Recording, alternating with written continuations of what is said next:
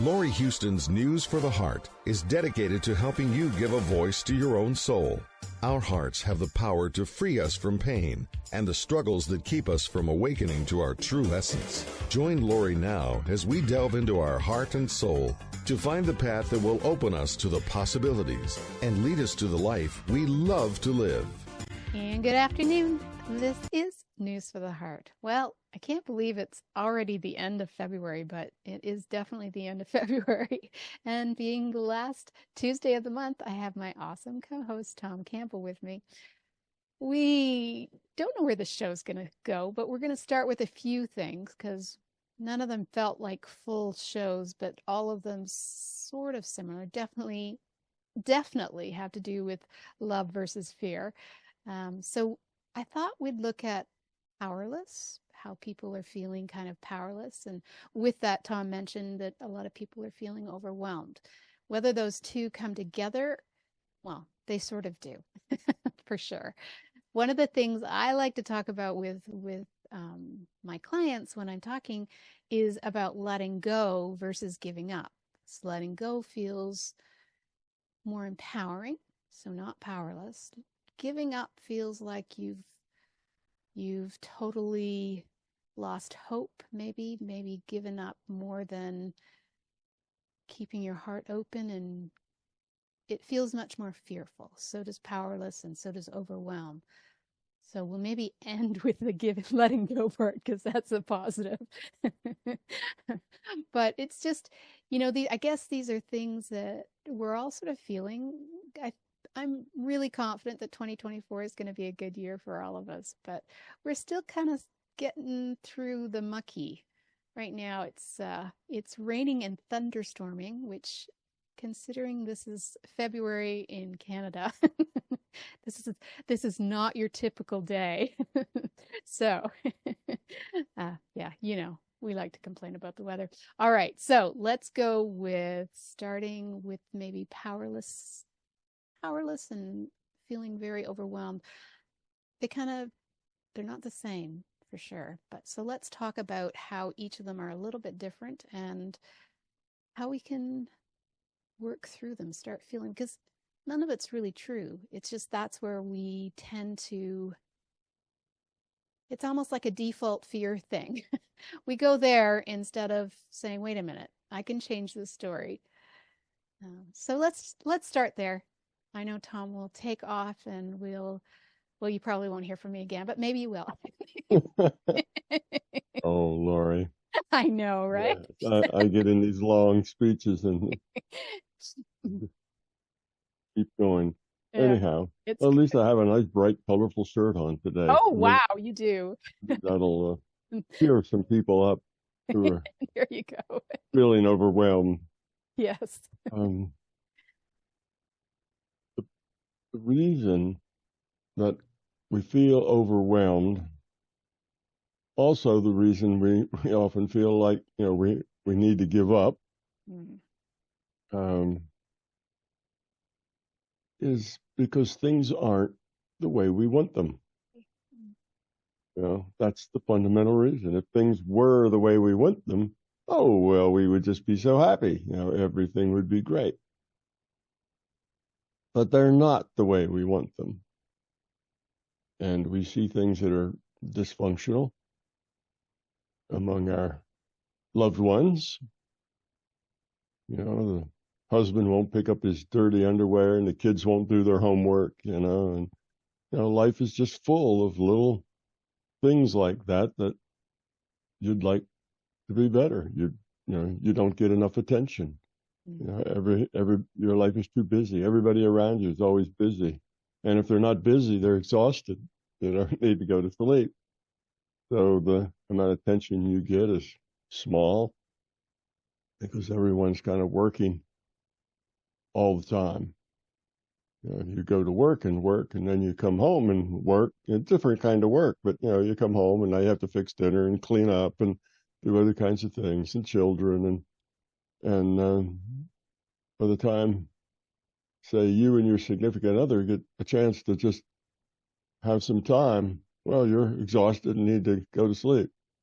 So, and you do that for month after month, Yeah. and you start to feel a little lonely, start to feel a little um, like somehow you're not engaged in life. You're kind of sitting on the sidelines, and life is going by, Mm-hmm. and you don't feel satisfied.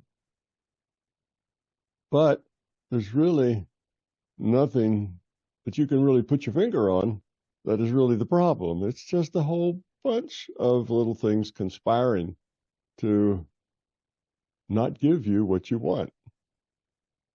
And I would also say what you need.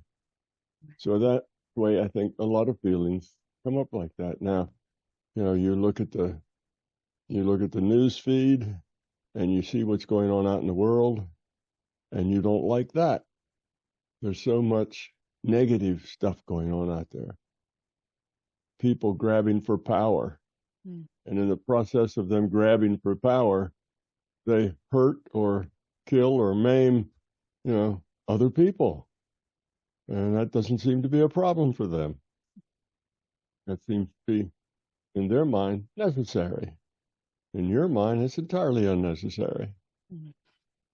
There are other ways to solve those problems that are so much better.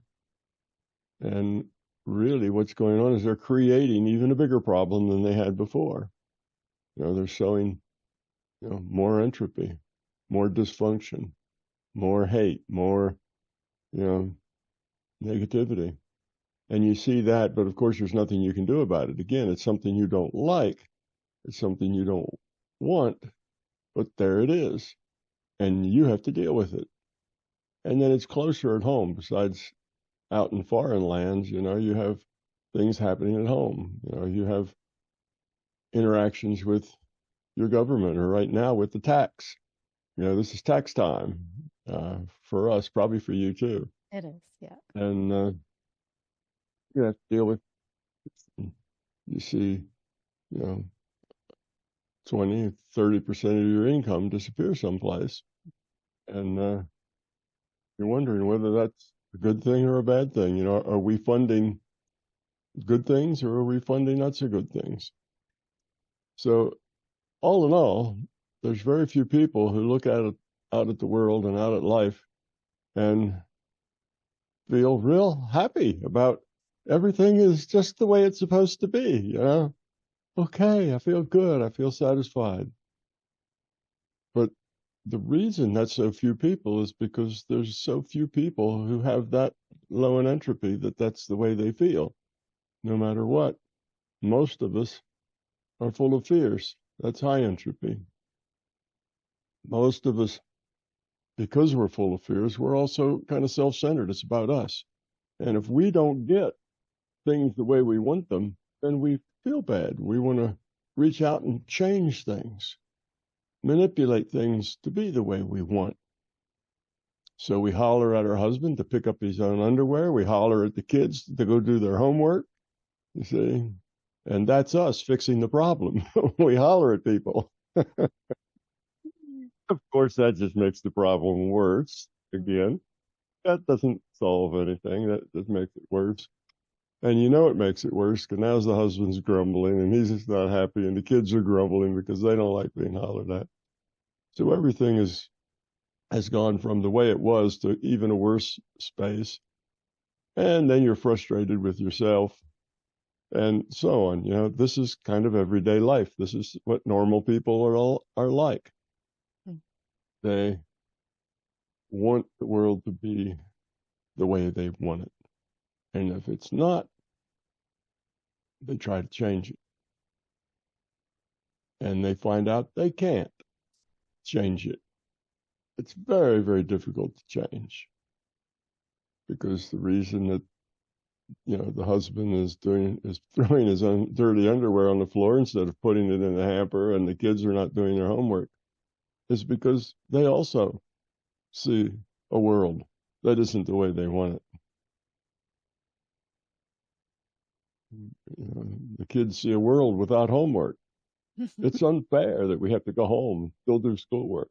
When we're home, school's out. Right. Just not fair.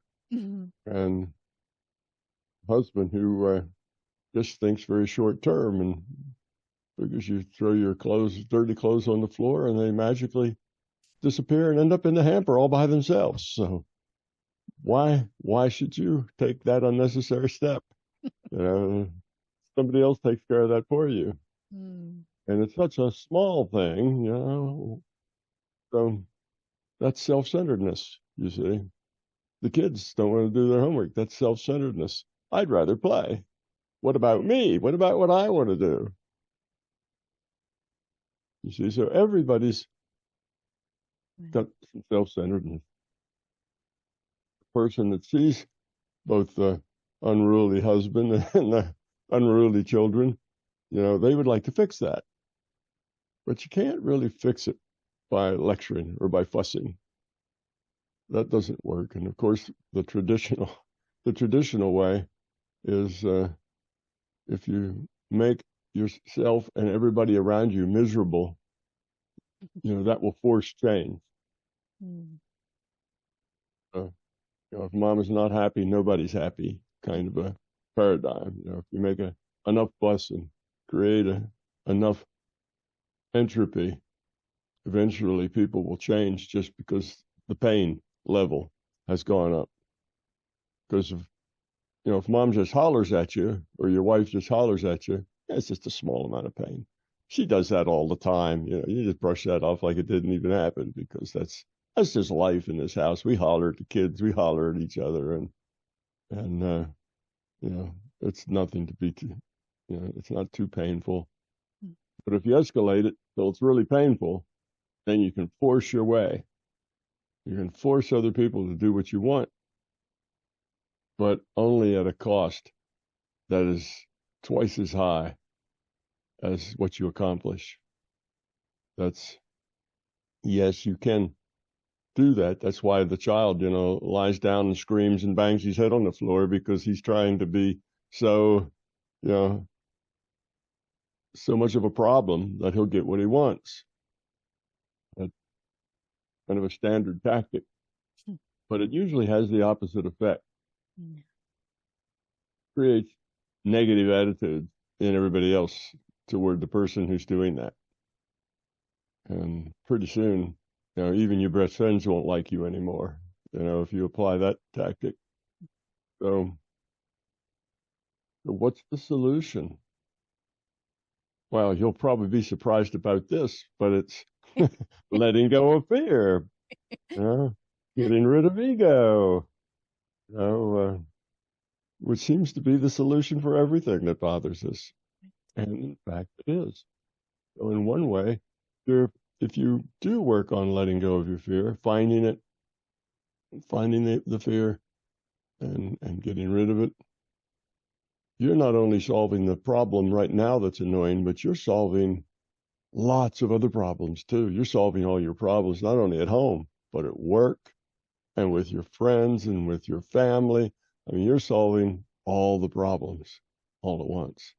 You're making life is going to get much, much better. And you're going to be much, much happier just to do that.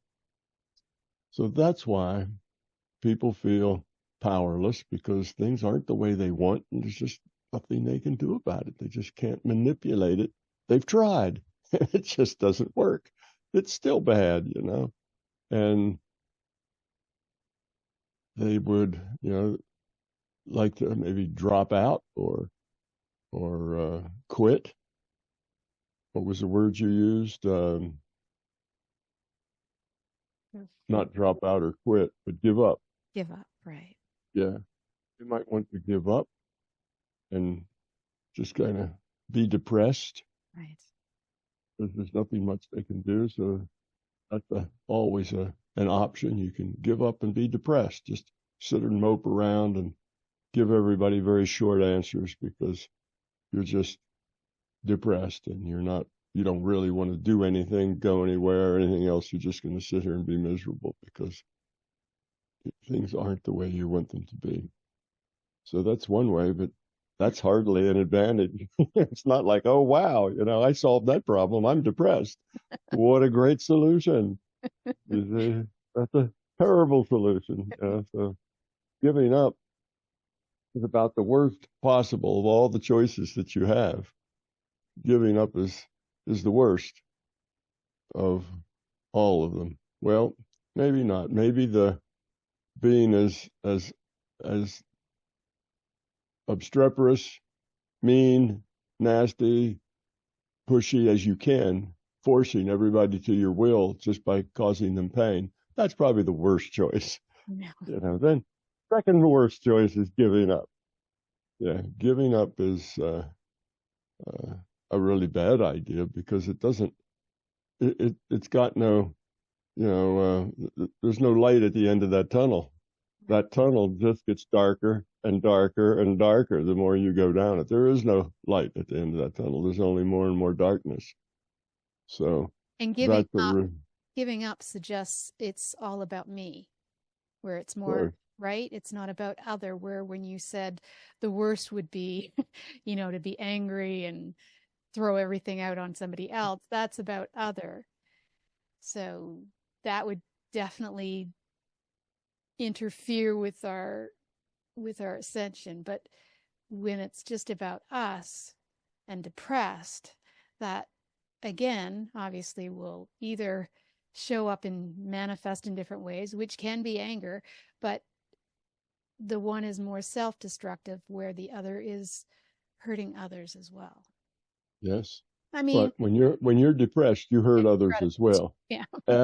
Everybody that has to be around you is what not made happy, and is made unhappy by your depression. Right. Everybody you interact with.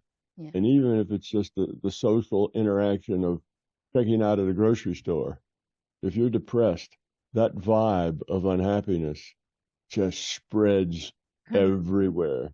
Yeah, it just permeates. The people 10, 20 feet away from you pick up on that unhappiness. Anybody that talks to you, anybody that looks at you, that's a negative thing that is just impossible to miss. Now, they may not get it intellectually, but emotionally and intuitively, nobody misses that. That depression affects people all over, and they don't like the effect. No. They want you to go away. They want to get away from you as soon as they can. When you're depressed, nobody wants to be around you because your energy, your consciousness is putting out a vibe that is, I don't know, just chases people off. It's really a bad vibe. So it does affect everybody. It affects everyone around you. It's not just you, but all the people that interact with you, all the people that need you, that you're part of something bigger.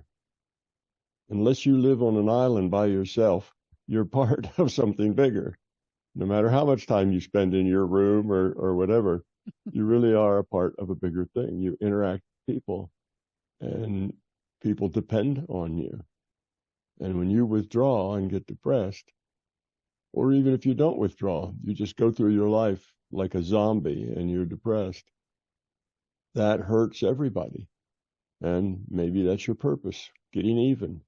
You can hurt everybody, give them the silent treatment sort of thing, be depressed. But that hurts yourself most and hurts others, but it doesn't do any good for anybody. It's like I say, that tunnel just keeps getting darker and darker. It's not like, well, if you do this, everybody will be happier eventually. No, everybody will be more and more unhappy eventually. So the situation that you're in will degrade and get worse over time. So even what little bit you have will start to slip away if depression is your choice. Okay? But being depressed is typically a very self-centered thing to do. It's oh, woe is me kind of a thing, that nobody appreciates you. Nobody really cares about you. Nobody is doing the things they should do that would make you happy. Nobody wants to make you happy. Everybody just wants to use you to to get advantages in their own life. And it goes on and on and on like that. So you see, you're a victim. Everybody else is a user or a perpetrator. And that's a trap that's hard to actually climb out of. Yeah. Because you poison a lot of the relationships around you. People don't want to be around you. People learn to avoid you and learn to not like you. So you poison a lot of relationships with that. And though others may tolerate you, they really don't like it. So that makes everything worse. That's not a good solution. That's not a good solution at all. It's the kind of the result of giving up. Once you give up, kind of depression is this way. Now, there's another way of giving up that is really a good idea. So maybe we ought to talk about good giving up too. Okay, let's do that. Giving up is when you give up trying to change the world to be the way you want it. Yeah, you give up trying to make things be the way you want. You give up manipulation. You give up teaching people how they should be more the way you want them. You realize that, fussing at your kids, telling them, shouting at them or whatever is not helpful. There's better ways to approach that problem. And so you give up your depression. You give up your sense of, well, things aren't the way I want it. And you then, when you give up the need for them to be in any particular way, you just accept things and people the way they are and deal with them. Now, that doesn't mean that you can forget about helping your kids get their homework done. That just means you approach it differently. Instead of hollering at them, instead of approaching it through negativity, you approach it through positivity. Okay, Georgie, let's see your math today. I know you're struggling with that. Where are you? Let's do some math problems. You do one and I'll do one. Turn it into something that's more fun. You have to work with it, but now that takes your time and it takes your energy to do that. And that's something you'll have to give, is your time and your energy. So you will start giving more and taking less, and everything will get better. Everybody will like you more. They like being around you. They're glad you're there. They're happy. The kids will be happy you're their mom. Everything will just work so much better if you can give up the need to have things the way you want them. That's self-centered. So that's a giving up that is a really good thing. You can, give up all those old grudges that you've had, about the husband that won't pick up his dirty underwear, a grudge. You just don't like that. So you don't like him because he does that. Give all that up. That's just your ego. It's your fear. So if you can give those things up, then that's very positive. That's a lot different. So you give up the fear-based things and you embrace the love-based things instead of doing just the opposite. When you're depressed, when you're unhappy, when you're miserable, when you're trying to change everybody and it's just not working, you want the world to change, you want your family to change, you want your kids to change. You're doing just the opposite. You're giving up the love-based world and you're embracing the world of fear. So giving up can be a good thing, but embracing the world of fear and unhappiness and depression is just, that's the wrong way to go. It does not fix things. That just constantly gets worse. So that's something you need to just give up. Let go of your need for those things. Do the things you need to do. And when you do, you'll find that the probability that the dirty underwear gets picked up by your husband starts to get higher and higher because you are just no longer letting it bother you. And now he sees you doing it and he goes, oh, I really should be doing that myself, you see. But as long as you're going to be grouchy about it, well, he's certainly not going to do it then, because he's not going to let it seem like your grouchiness changed him. People don't like to be manipulated. As soon as somebody realizes that you're pushing them to do a particular thing, you're manipulating them to get the way they want, they push back. So even if he wanted to pick up that dirty underwear, he wouldn't be able to because you're pushing on him to do it. You're manipulating him to do it, and people don't like to be manipulated, so they don't. The one I like most is, I remember a story where she would never do the dishes, so she let the dishes just sit there and sit there and sit there, and eventually there was no more dishes, so he went out and bought more dishes instead of doing the dishes. It's like, well, that's one way of doing it. Solution. A little expensive. Instead of putting them in the sink, just put them in the trash can. Yeah. Get paper plates. There you go. That would have been harder. Yeah, that would have been clever, but come back with paper plates. Yeah. In any case, yes, people know that they're being manipulated. They're being pushed by somebody. Somebody else wants me to act this way. And, most people just resent that. They don't like being manipulated. They push back. Which means that they get their back up and then they won't do that no matter how much you holler. So you holler at them more. And that just makes them more resistant. Think about difficulties parents have with their teenagers. It's usually that very thing that's going on. They're telling their teenagers how to live their life, what to do, what not to do. They're giving them, just like they did when they were, 6 years old, where you had to tell them what to do because they didn't know. Well, you kind of get in that habit, and now they're 15 or 16, and you're still trying to run their life, and they resent it. They don't want you to run their life. They want to make their own mistakes. Of course. They have to make their own mistakes to learn. Well, you try to prevent them from making mistakes. That doesn't work. You've got to make your own mistakes. You have to learn.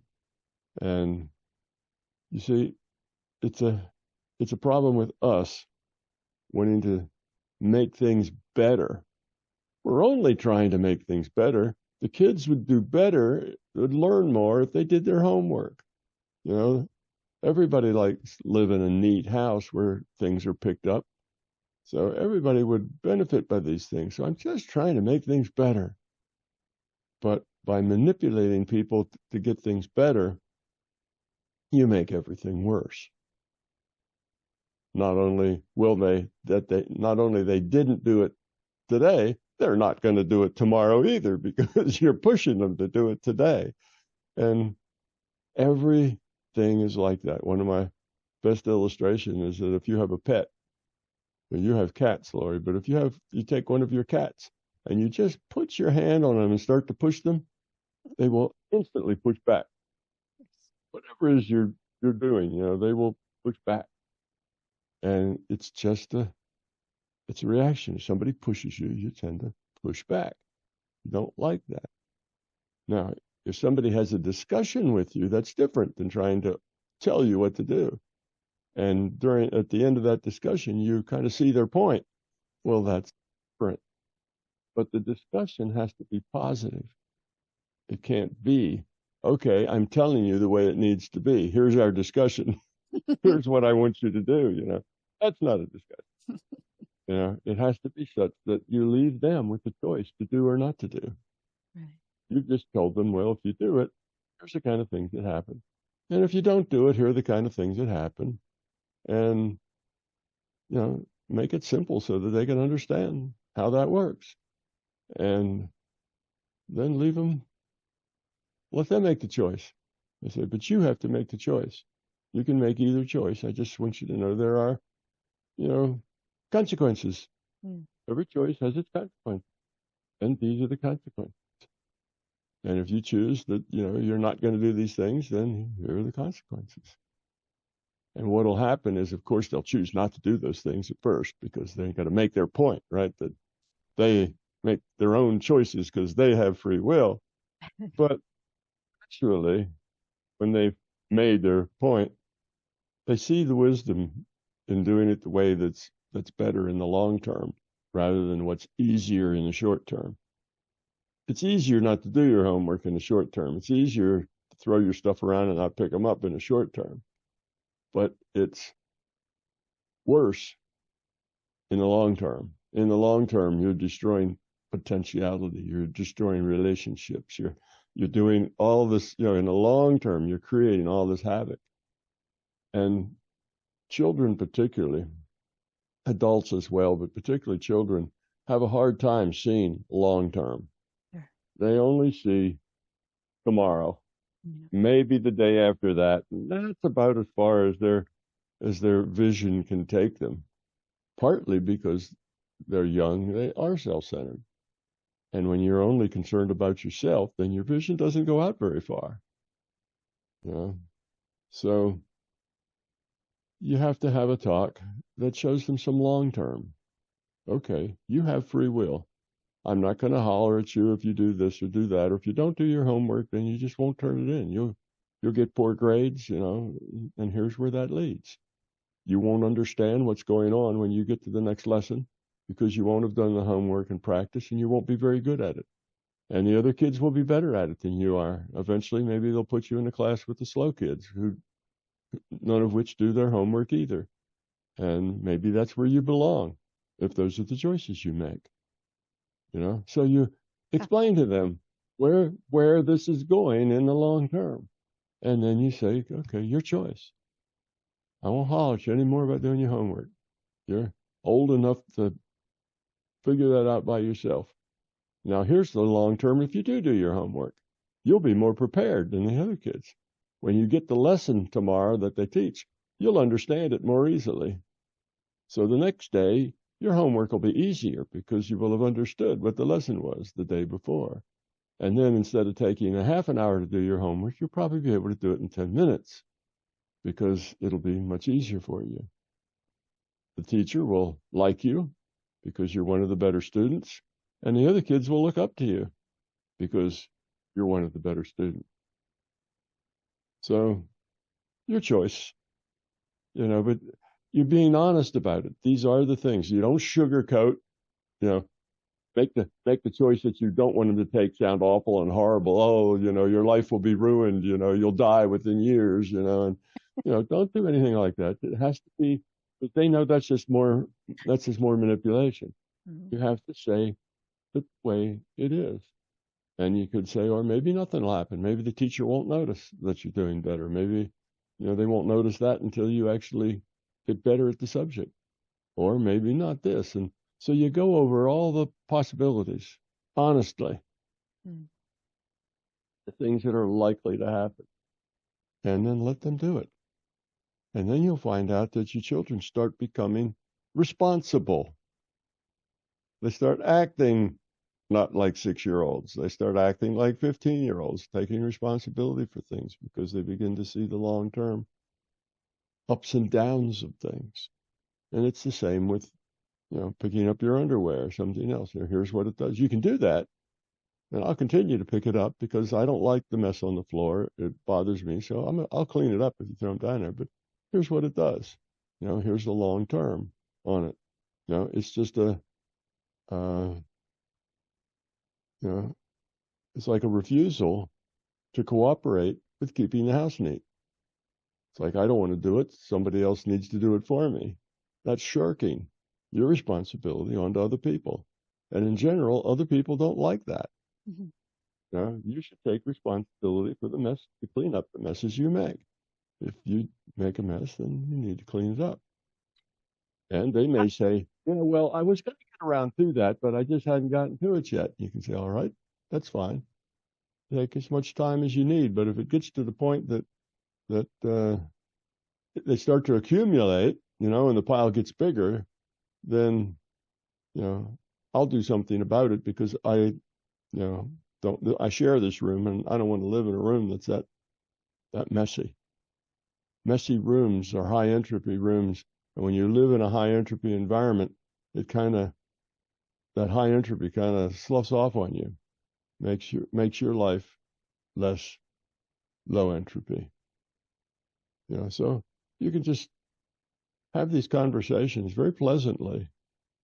No threats, no sugarcoating what you want and painting black what you don't want, because that's just another kind of manipulation. But you truly are trying to explain things and how you feel.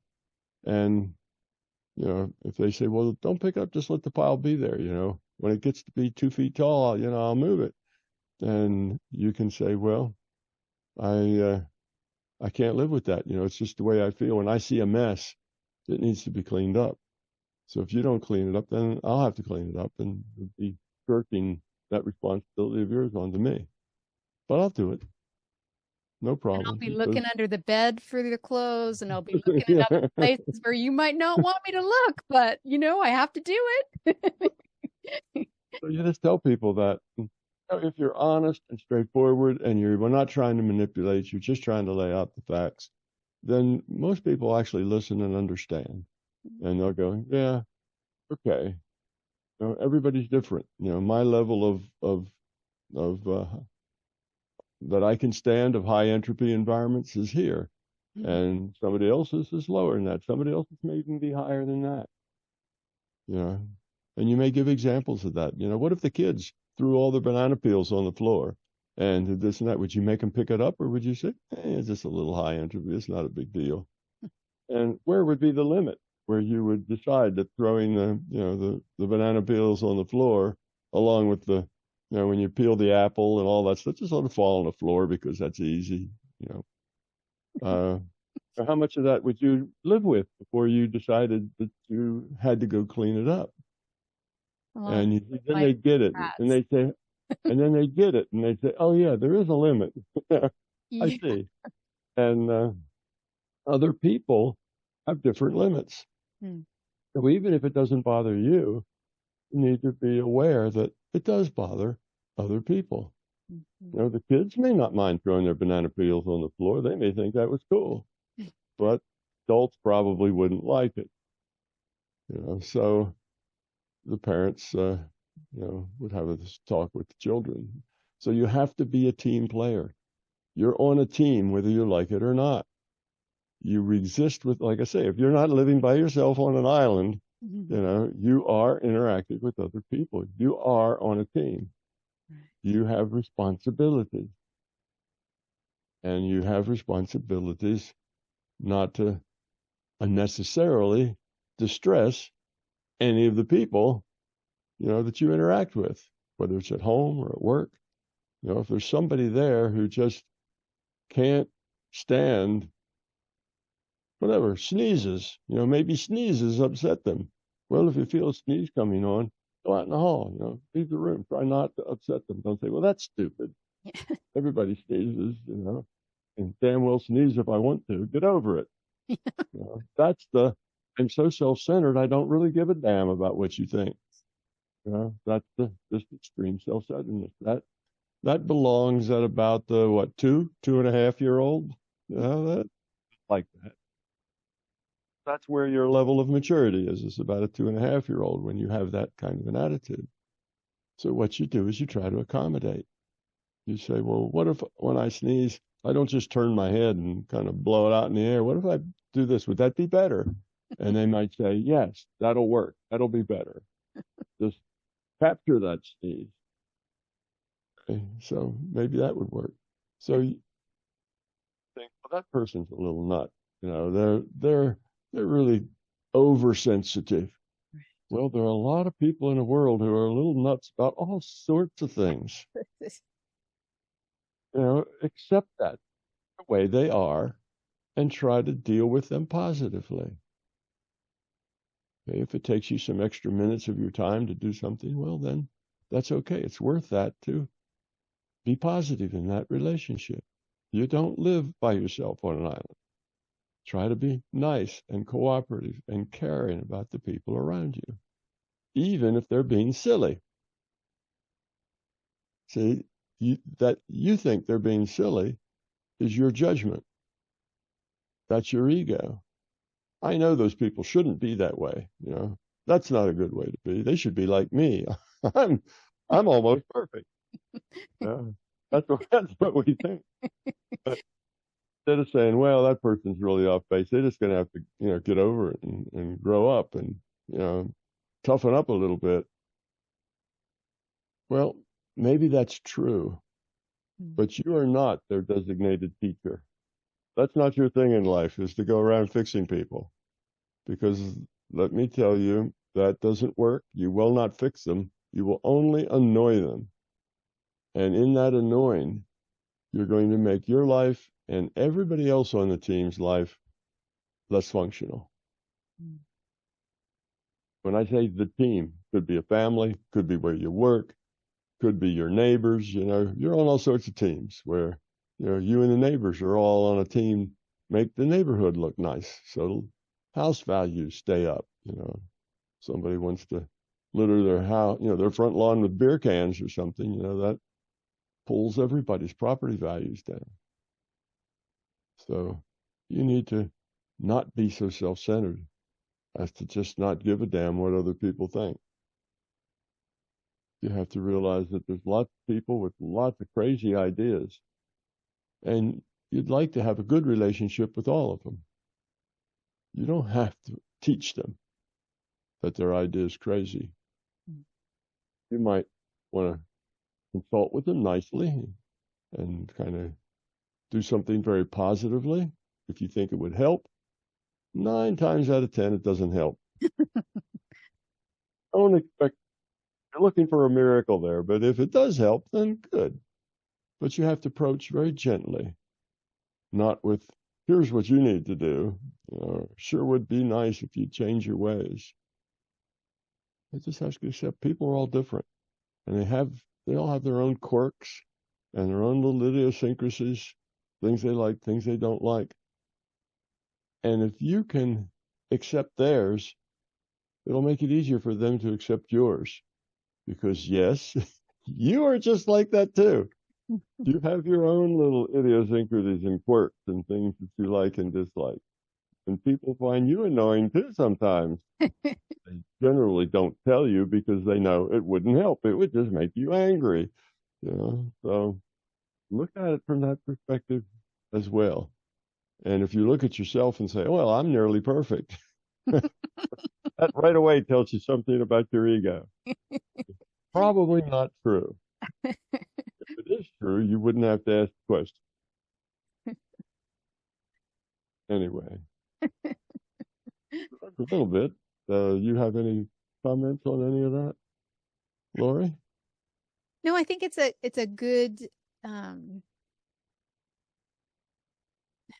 There were a lot of good things that you were mentioning. I'm not sure. Maybe I guess definitions is one thing, because when I think of letting go versus giving up what you talked about in the beginning, and then the positive giving up sort of just felt like letting go to me. So I'm not quite sure if there's a difference, or if it's just a mindset, or if it's definition. It's the word that comes after letting go, letting go of your fear. Good thing. Yes. Letting go of your ego. A good thing. Letting go of your need to teach everybody how they should be. A good thing. You see? And it's the same with giving up. Giving up your fear. It's a good thing. Giving up trying to teach everybody how they should be. That's a good thing. So it depends on what, the word giving up, it's not a bad word. Everybody that gives something up is on the road to, destruction. Giving up is just a word that says you stop doing what you're doing. Right. You give that up. And letting go just means you stop fussing after an issue or something that you're trying to do. Now, if the things that you're giving up and letting go are destructive things, well, that's all very good. Mm-hmm. If you're giving up, letting go of destructive. If the things that you are doing are constructive, then you want to keep those. So, When people get to the point they say, "Oh, I'm just giving up," and if you know what they mean is, I'm giving up on what? Life. I'm giving up on parenting. I'm giving up on marriage. I'm giving up on civic responsibility. I'm giving up on all responsibility, Everything's so rotten out there that I'm just going to crawl in my little hidey hole and stay there. I'm going to become just one person on an island. Well, you aren't one person on an island. And even if you pretend you are, you create dysfunction all around you because you're really not on an island. So that's the idea. So when the giving up is a negative thing, then it's a bad thing. It takes you in the wrong direction. Same with all the rest of the words we use. It depends on what they're giving up and why they're giving it up. That's what's important. Giving up, not needing to have things a certain way, that would solve a whole lot of problems if you could just give up on that one. And the way life really should work is that stuff happens and you get to deal with it, and you evolve or de-evolve depending on how well you deal with it. Deal with it positively, you evolve. Deal with it negatively, you de-evolve. And then something else happens. Stuff always happens. You're not alone on an island. Even alone on an island, stuff would happen, but still, you'd have to deal with it. That's true anywhere. But when you don't live on an island by yourself, then that stuff that happens is almost always mixed in with other people. It's not just that the coconut falls off the tree, it's not the stuff that happens. But in any case, stuff just happens anywhere. And when it does, I have to think about, well, how do I deal with that positively? Kids aren't doing their homework. Okay, that happens. Happens. Everybody's house, not just your house. Everybody's house has that happen. So how do you deal with it positively? Your husband or your wife throws her clothes around. How do you deal with that positively?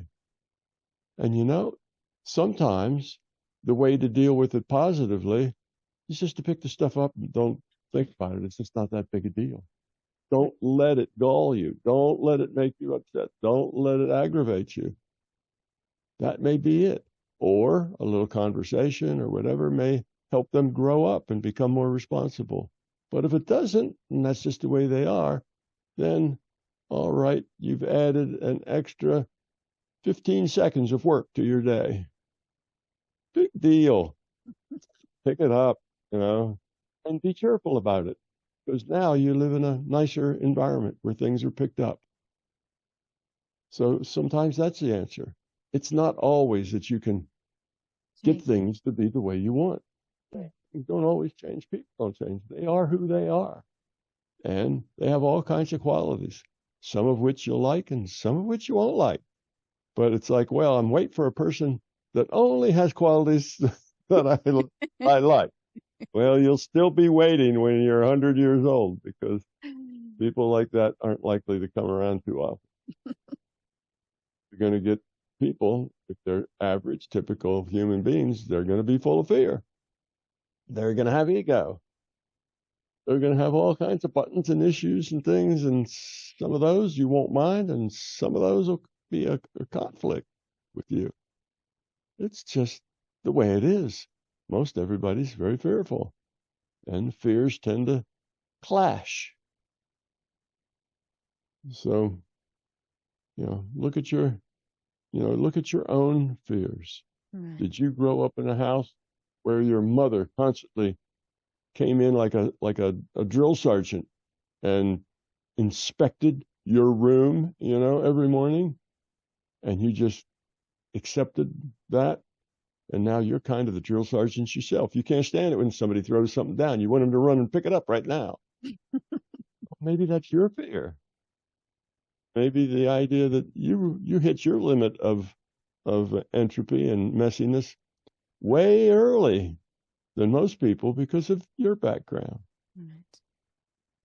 Or maybe you just enjoy pushing your will on other people, getting them to do what you want because that makes you feel powerful. You know, yourself too. Just examining other people and seeing you have to examine yourself. And often in the long run, the right solution is just pick it up, forget about it. It's just not that big a deal. You're making a mountain out of a molehill, you know, it just isn't worth being negative because the negativity does harm and that harm grows with time. So for the 30 seconds it will add to your workload. How much dysfunction in the family is that worth? Right. Really none. Not worth any dysfunction. Pick it up and don't pick it up and be grouchy about it. Don't pick it up and say, yeah, I hate this, but I'll pick it up. Right. No, you have to say, it's okay. I don't mind. I'll pick it up. Because and mean it. And mean it. Because he and she, it's just the way they are. And you just have to accept that people are the way they are and let that be. Yeah, let that go, right? Don't keep coming back to it. Yeah, but I don't like it. I don't want it to be that way. Mm-hmm. And then you say, yes, but that makes me kind of self-centered. It needs to be my way or I'm unhappy. Right. Well, if things need to be your way or you're unhappy, start with yourself. Mm-hmm. That's called being self-centered. They need to be your way or you're not happy. And you'll find that, yes, of course, you're self-centered because almost everybody is self-centered. So unless you get that, 1 in probably 20 million who doesn't have any ego or fear, then you're going to get somebody who does have ego and fear and issues and all sorts of things. And if that's going to be a problem for you because they won't necessarily want to do things your way in order to match your needs and fears and quirks, then you'll never be real happy. You'll always be unhappy in your relationship. The level of satisfaction you can reach is just limited. It may be enough satisfaction to stay together or maintain a relationship, but it's not the kind of satisfaction that you could have if you got rid of your own fear and just let that stuff be. And not require things to be the best way, which is your way, of course. So if you just let things be a little dysfunctional, even though you know there's a better way, well, just let people be who they are. You'll find life will get a lot easier, even if it adds a little bit of time to your workday. Everything will get easier and better. And the magic is that when you do that, people eventually respond to that and they notice and they start making an extra effort to be helpful to you by maybe picking that stuff up. You see, that's the way that you can help people. Just be nice to them to the point that they notice. And then they begin to change a little bit in their behavior from their inside out.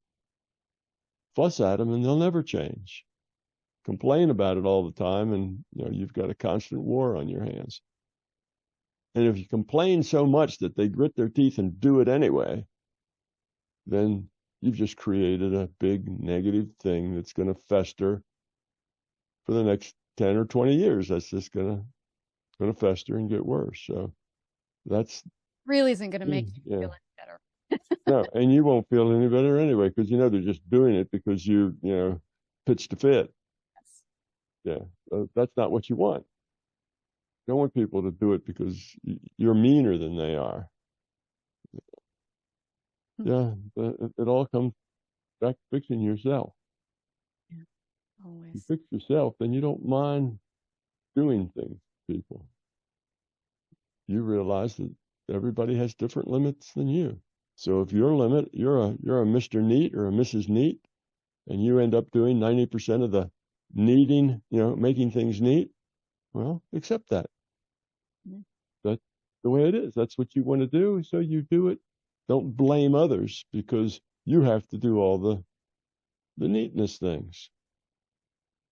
Why should I have to do all this? I am the master of the universe, not you.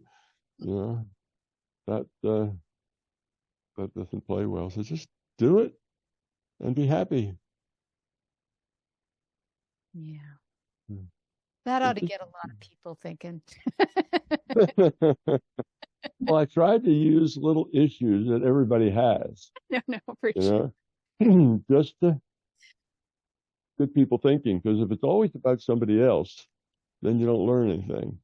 But if you hear an issue that's one of your issues, then you tend to pay attention a little more. So I tried to kind of use like kids that don't do their homework. You know, that's an issue every parent has. Kids don't do their homework. Every issue that every parent had when they were their own teenage self, but they didn't want to do it either. So, Yeah. yeah, we forget. I don't know why we forget, but apparently we do. I never did any homework until I was probably at least a junior, maybe a senior in high school before I did my first lick of homework. To me, it was a philosophical issue. It was just wrong. It shouldn't be that way. It was you know, unfair and unreasonable, and you know how you get up on your high horse and prance around. Yeah, what self-centered children do quite often. Yeah, it's like no, I wouldn't do any homework even if I wanted to. You know, even if I'd enjoy it, I wouldn't do it. Wow. So my son, my son had the same attitude. My younger son did the same thing. He never did any homework either. He figured it They got to when be he home left. where you probably didn't, right? No, he got off with it. Yeah, he decided he didn't need to do the homework. For him, all the stuff they did in school was trivial. He needed a bigger challenge. He wasn't going to sit and do things that he considered like baby work. You know, I know all that stuff. I don't have to sit here and add, a column of, these little couples of numbers and stuff. He says, I can do that. I understand that. I got it well. I'm not going to do it. I already know it. So he would refuse. And of course, it would get him in trouble. And of course, his grades weren't all that good because he never turned in his homework, but he just couldn't care less. Right. But he wanted to be a lawyer. They Uh, said, you're going to have to go to college to be a lawyer and you're going to have to get in. And he said, yeah, but you can get into law school with a good grade on the, what is it, the law board, that's true. what is it? Not LSAT, is it? I think, no. Oh, Maybe it is. Anyway, there's some test that you have to pass to get into law school that everybody takes. Well, he makes a 98 percentile on that and gets offers, from 10 different law schools. So please come to our school and we'll pay for, your tuition and books and all that kind of stuff. So he's right. He handled it his own way. So I didn't fuss him in, but he didn't. He was okay. He knew he was okay. The teacher didn't like it because he wasn't conforming. right. They want everybody to conform. Right. Yeah. But to That's, this child, just saying the word conform would get his dander up. I bet he's a good lawyer too. Yeah, he is a good lawyer. I bet. Yeah. He's, Oh, well, this has been a good show. I think, going from, I really like the bit about the depression and how people kind of that giving up and how that's very difficult for everybody. And then acceptance, of course, is where we have to get to. But the biggest point was we got to work on ourselves first before we can try and change somebody else. Because absolutely. once we Often work on ourselves, we don't need to change anybody else because exactly. relevant. Yeah, that's the way it works. I was reading a very funny article about a lady who started taking, this was 20 years ago, when Prozac first came out, and she was prescribed Prozac, and she said, Prozac, and she says, it's just amazing how when I take Prozac, all the people around me start to act better. Yeah. Yes, indeed. It changes all the people around her when she takes Prozac. Yeah, that was funny. But, sometimes when people get depressed, they do it in order to punish the people around them. Mothers sometimes get depressed, punish their children and their husbands and so on. And that's so destructive that it probably doesn't even have to be talked about. That's obviously a very destructive path to take. And yep, it's throwing throwing worse after bad, right? What you think is bad now is only going to get worse when you do those kinds of negative things. You create more negative things. Yes, it's so obvious, isn't it? Yes. Nice person and be nice to people. I mean, come on. What's so hard about that? Well, what's so hard about that is you got this ego. You got this fear that says, yeah, but what about me? Look, you can help those people by telling them how to do it right. Couldn't I go help them? Well, probably not. If you do it very nicely, in such a way that when you're done, they think it was their idea, not yours.